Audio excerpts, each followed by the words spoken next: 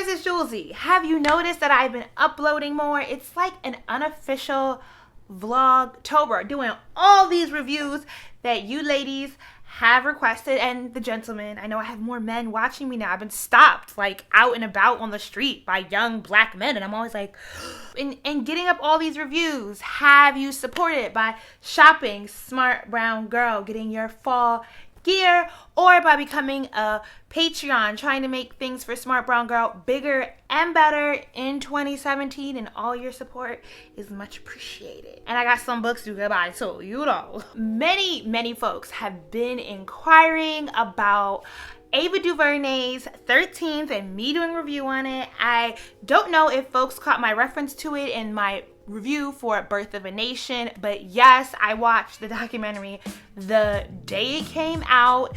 I was ready and here for it. You know I love me some factual American history, and I was totally unprepared for how emotional the documentary was going to make me. I was in the nail salon bawling my eyes out with that silent cry. It starts with the one eye and that one single teardrop because you're trying to be a silent gangster, and then it's just waterfalls all down your face. Girl, that's why I talk about me in Vietnamese. I just love black women. We are so amazing, and Ava DuVernay's talent is just unmistakable. 13th is beautifully depressing historical look at the criminalization of black people in America. A nation, my nation, our nation, that holds 1/4 of the incarcerated population in the world. 13th is absolutely heavy, almost a reverse catharsis. Like, part of me is deeply relieved that a black woman came through and did what Tariq Nasheed could never do with the ahistorical, poisonous Kool-Aid that is Hidden Colors. The other part is deeply pained that even though I knew this history, the weight of it all still sits like a boulder in the pathway of my community's ability to become truly free. 13th looks at an ambiguity in the 13th Amendment that has taken us out of the shackles of slavery into the shackles of mass incarceration. 30 minutes in, and the amount of information that has been thrown at you with wide panning interviews of historians, writers, and activists is overwhelming, and they completely skipped over how the ascension of Andrew Johnson as the 17th president of the United States laid the foundation for the continuation of atrocities against black bodies in the land of the free.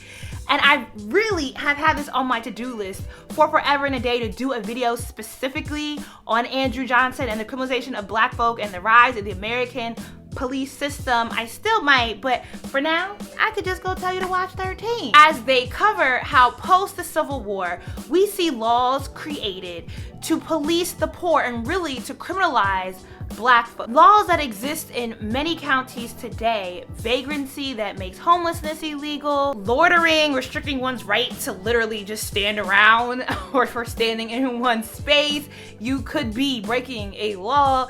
The after effects and animation in the film really coalesce the narrative of the documentary, especially when you see that animation showing how black people migrated north to escape the white terrorism they were experiencing in the South, which we're often told was a great migration for economic reasons, but we don't discuss the domestic terrorism that was happening against black people during that time period. 13th goes step by step through the 150 years of history in 2 hours and hits just about every note. Shallow sidebar, I am in love with Jelani Cobb's voice.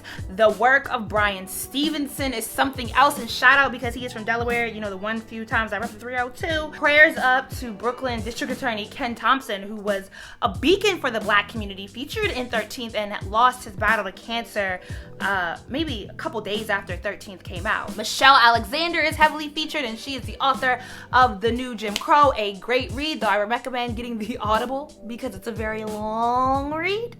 Link down below. And before watching, I assumed that a lot of the documentary's research would center around Alexander's work with The New Jim Crow, all of which is very male-centered. I don't believe I've ever heard Michelle Alexander, in the context of speaking about mass incarceration, reference women. I figured that by default, therefore, 13th was going to be a rather male-centered documentary. I do believe that it is a fair critique of 13th that they should have and could have included more about Black women and teens whose narratives are often erased in the conversation around mass incarceration.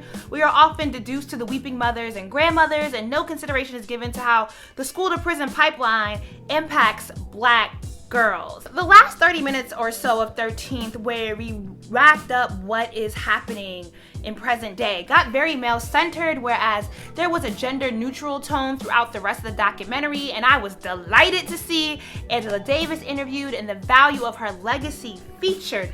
Smart brown girl slay all day. The importance of Davis cannot be understated. They also talked about Sharonda. I'm not going to break down too much of 13th because everything is so thoroughly covered in the documentary. You just have to go watch it for yourself. But who is this new Newt Gingrich? Newt, what you been doing? The story of Fred Hampton will always piss me off. Khalif Browder's story hits so close to home. The way NYC will lock up innocent Black men simply for not having an ID on them. Thinking of how many times I had to call Central Booking looking for my own homeboys because they would get locked up during the stop and frisk era because the cops could. Seeing the footage of him being beaten in Rikers, knowing how he committed suicide, and that his mother died last week essentially from heartbreak, it's too real, too easy to snuff somebody out, because why not? The Browder family does not deserve any of the heartbreak that has been levied on them. And then there was ALEC. Bruh. I think anyone who has watched 13th walks away most mad about ALEC. I was familiar with just about every other piece of knowledge dropped in 13th. Wasn't no new news for me, but ALEC? And let's be clear here.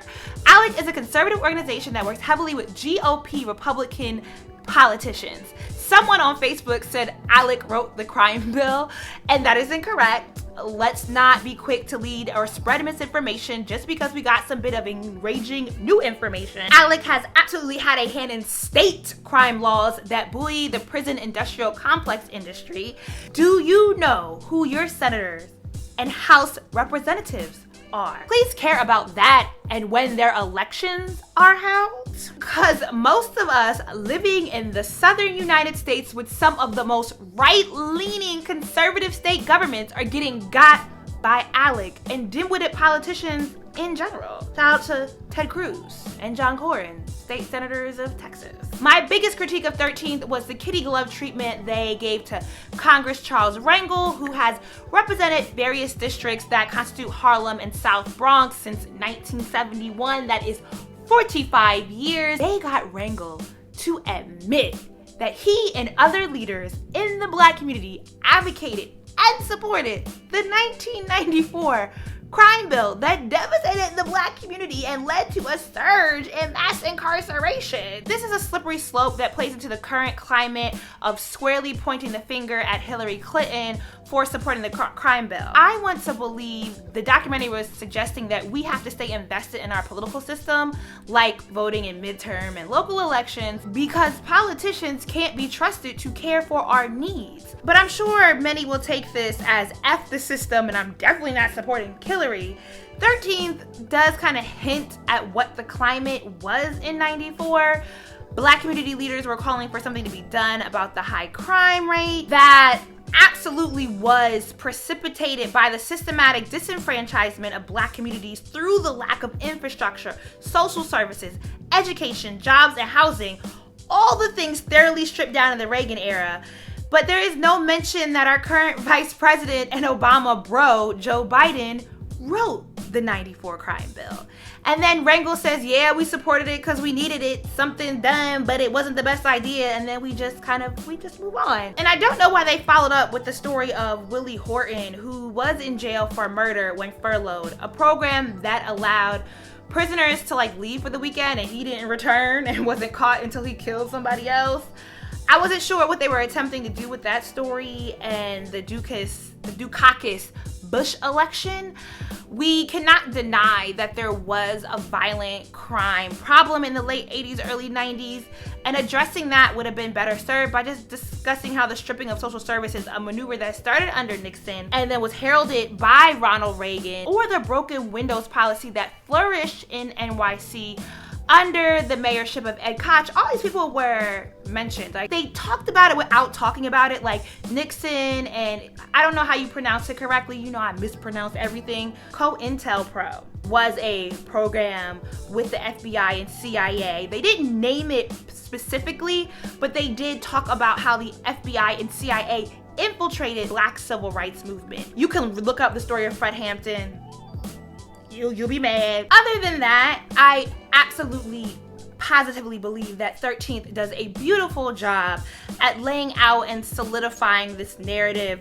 Like when you have a white professor like Kevin Cannon, woo! We are the products of the history our ancestors chose. If we are white, if we are Black, we are the products of a history our ancestors did not choose.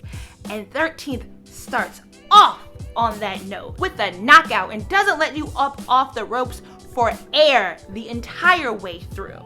It is absolutely an exhaustive look at how much has gone into the psyche of American society to criminalize Black people. You really need some time to watch it. I would almost recommend for some, especially if this information is new to you, to watch it in segments, in breaks, and then go back and rewatch it. But I am so very appreciative of the work of Ava Duvernay in Hollywood. There will be a blog post up on my site with links to many of the books published on this subject from the various voices featured in this film.